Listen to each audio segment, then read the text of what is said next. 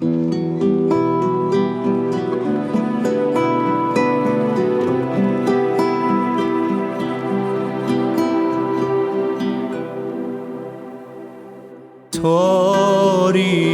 دنیایی که نزدیکم نباشی، باید تو این روزا کنارم کم نباشی.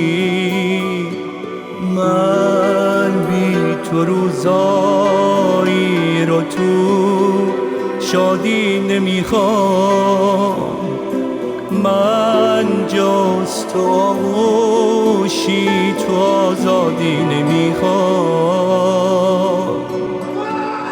میرم ولی دنیای من بی تو فقط غمگین ترم کرد.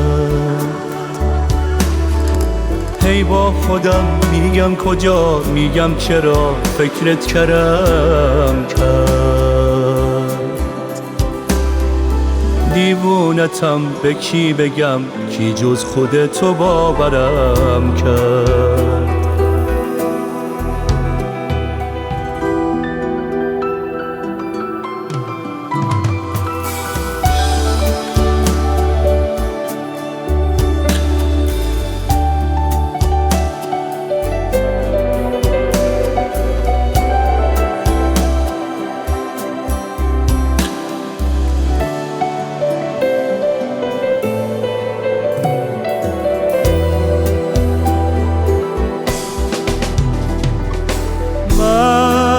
ابرم که باید بی تو ببارم آروم ندارم. تو باید تو این شهر هر جا که باشم باشی کنارم. من حال خرابم، پشت نقابم قلبش شکسته است.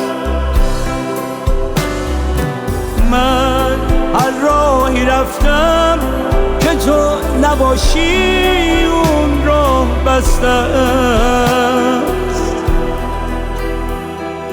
میرم ولی دنیای من بی تو فقط غمگین ترم کرد. هی با خودم میگم کجا، میگم چرا فکرت کردم کرد. دیوونتم به کی بگم، کی جز خودتو باورم کرد.